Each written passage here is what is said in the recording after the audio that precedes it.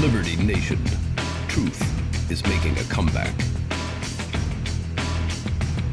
Welcome back to the Liberty Nation Roundtable. This is Scott DiCosenza hosting today for the first time. The adults are on vacation, and somehow I got the keys to the car. So joining me today is Graham Noble, Sarah Cowgill, and from parts unknown, Tim Donner. We're going to talk today. Well, first of all, hello, everyone. Hi, Scott. Hello.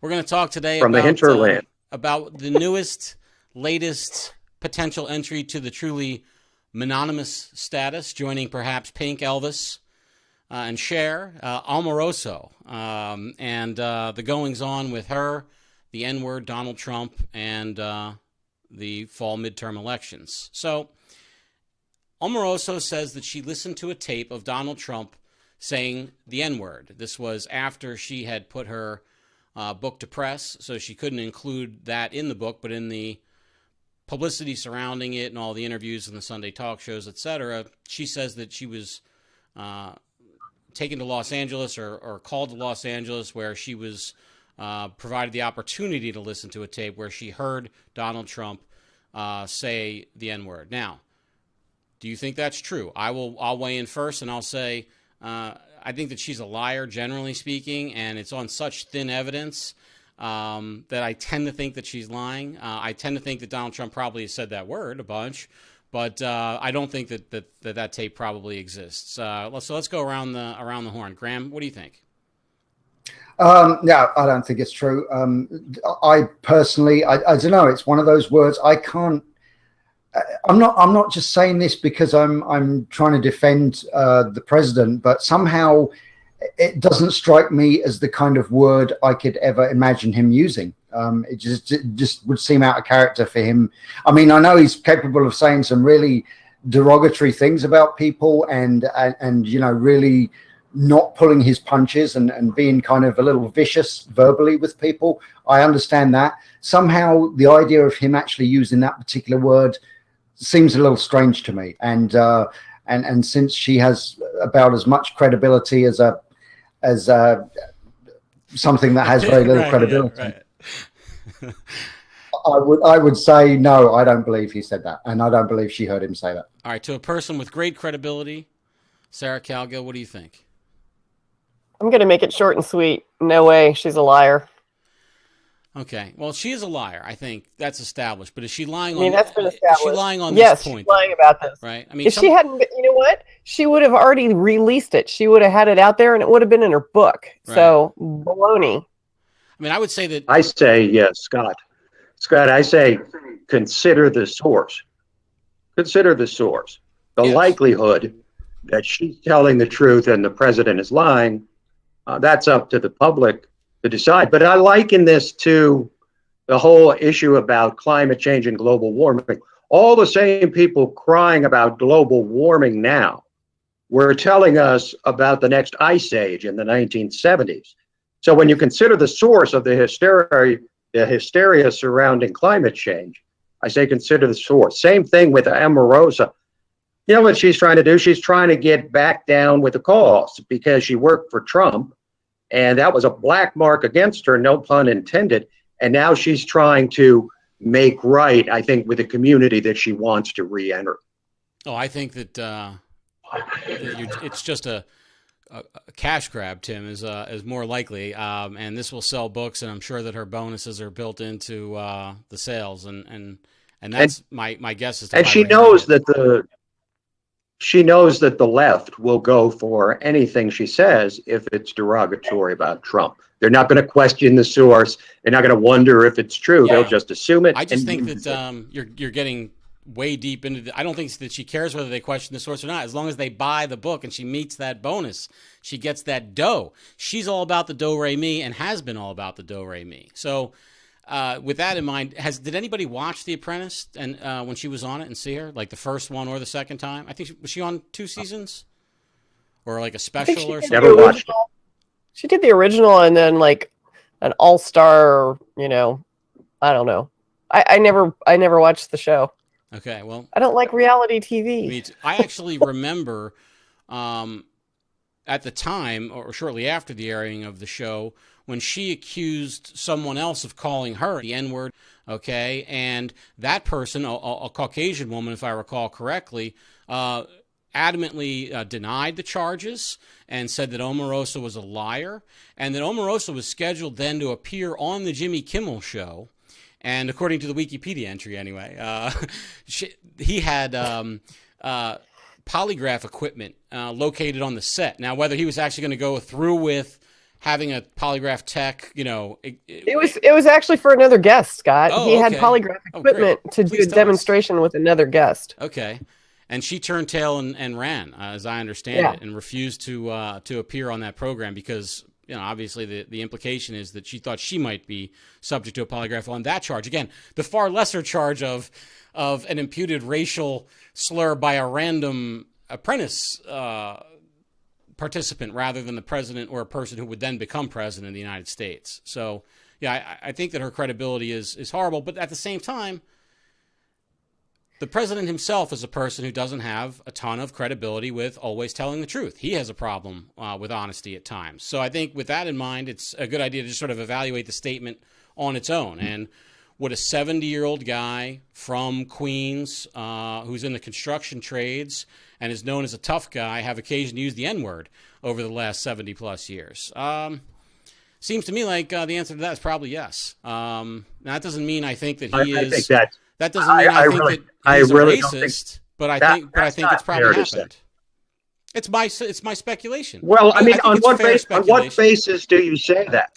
On what basis of being a guy who's grown up in New Jersey and bumped up against people in the construction trades and people who are seen as tough guys from Staten Island and Queens, and they have a tendency. Well, Scott, yeah, please, Sarah, go ahead. Well, here's the thing: it's going to be in context. You just said it a few minutes ago, so who's to say somebody can't pull that up and use that against you? And I agree with you, and Tim didn't let me complete my thought, which was that I don't think that makes Donald Trump a racist.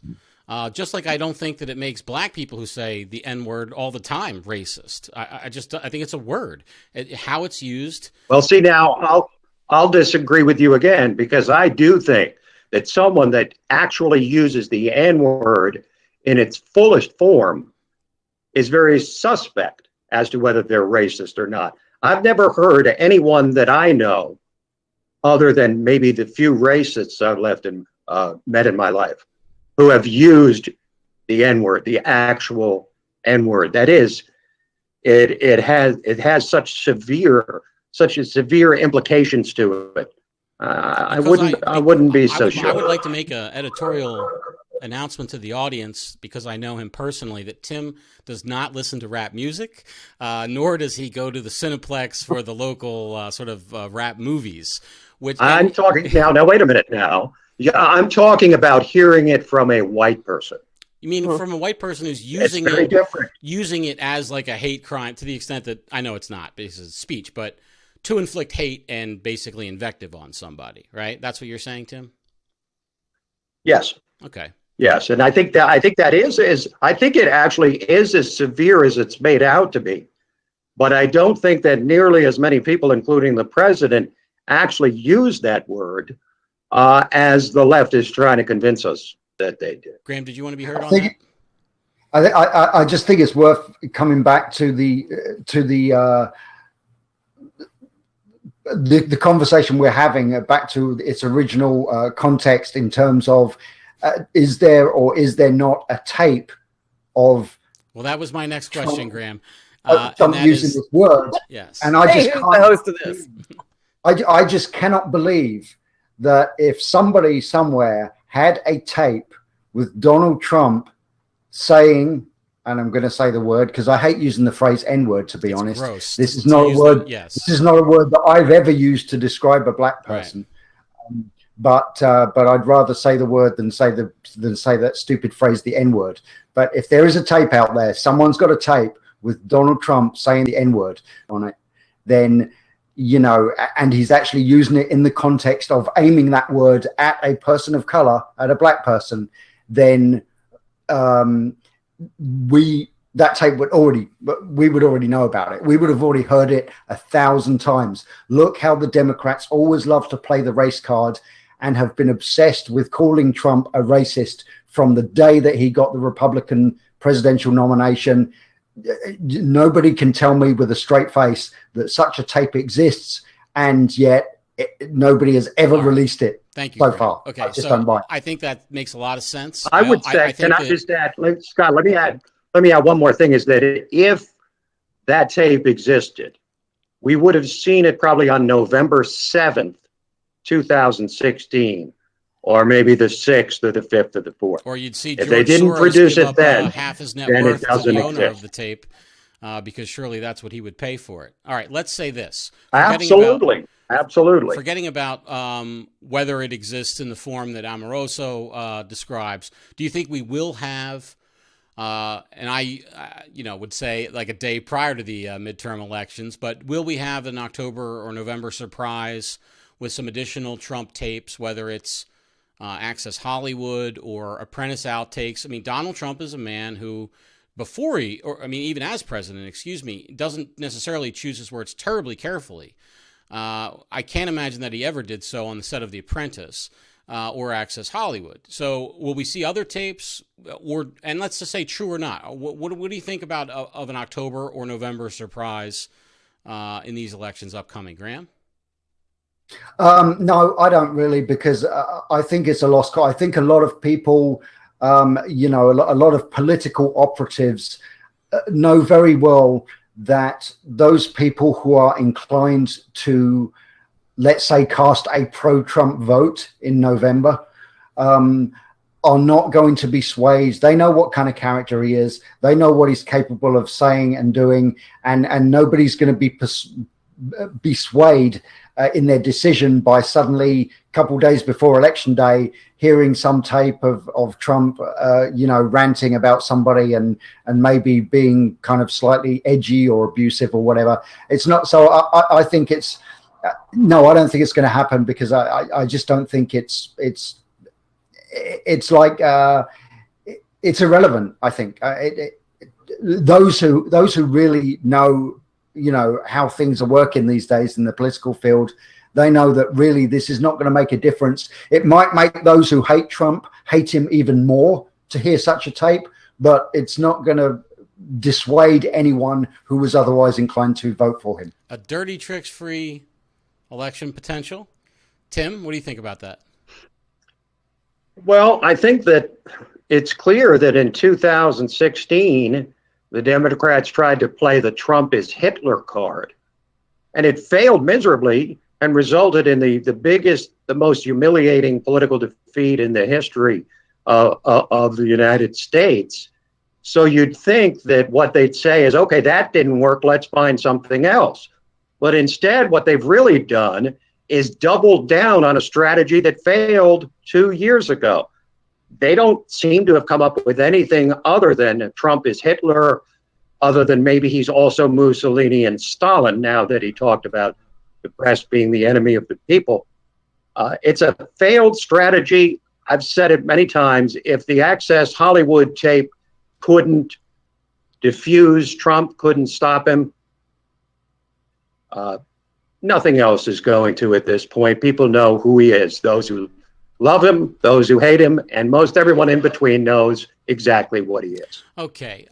Sarah wrote a piece for LibertyNation.com about Omarosa, and I encourage everybody to go and check that out. And because of that, I'm going to give her the last word. I'll take the first on this exit question, and then Tim and Graham, which is this a tempest in a teapot, or does this have legs? Is this going to matter? And I think it might matter. With the recordings, and I think that there were some inroads being made, especially with black community, that might have really helped some midterm election candidates, whether it's black Democrats staying home or a few that might actually go out for a Republican, and so I think it will have some measurable difference come November. That's my guess. Tim, would you? It will have no. No, Sarah, I was going to give you the last word. I want to ask Tim and Graham for a quick response. Will it have any difference? By the time Tim and Graham are done, all the words will be used. No, a brief response, please. Tim, to the extent you're capable of brevity. Yep. verbosity being my middle name, I would say no, it will have no effect, because particularly the black voters who are now supporting Trump to the tune of 29%, as opposed to 15% just 4 or 5 weeks ago, are not doing it because they think he is or isn't a racist. They're doing it because they see jobs, the number of jobs growing significantly, black unemployment dropping. Okay, thank you. I think you that, and they see the economy growing. So I think that. Okay, thank you. No, I doubt it. I doubt it'll have any effect. Graham? Well, I can see your point, Scott. I mean, briefly, I can see, I think you make a good point as to why something like that might come out. But I also agree with Tim that ultimately it wouldn't make any difference. So, I guess I'm 50-50. They might try to release such a thing and push it, but I don't think it's going to do them any good. Okay, now, Sarah, please. Not sure I want to say anything now. And if we missed anything that you think you've learned in your Much About Omarosa that we need to be apprised of. Here's what I know about Omarosa. She's not a Republican. She never was. She was a Trump loyalist for 15 years until she was fired for, basically crimes against the country. And, she was taping things in the Situation Room. Hello, ding dong. You don't do that. There are a lot of things that John Kelly described as if it was a military person, they would be court-martialed. So, that's out there. Here's the other thing. This isn't going to resurrect her with her brethren in the Democratic Party, because the Gore people and the Clinton people had her in their administration and they shuffled her around. They've said publicly and recently this week with Vanity Fair that she was the worst hire they could ever have. And some of the things that they were talking about her committing on their time is the same thing that happened in the Trump administration. She's not going anywhere. She better make a buck off this book, because otherwise she's going to go home and be a housewife of Atlanta again or something.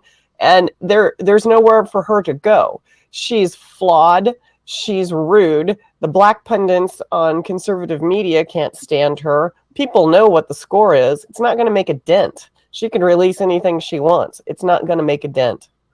For LibertyNation.com, TV Roundtable, for Sarah Cowgill, for Tim Donner, and for Graham Noble, this is Scott Cosenza. Thank you for joining us. Thank you, everyone. And please visit LibertyNation.com. We have some big changes coming in the near future, so you want to check in and check them out. Bye-bye.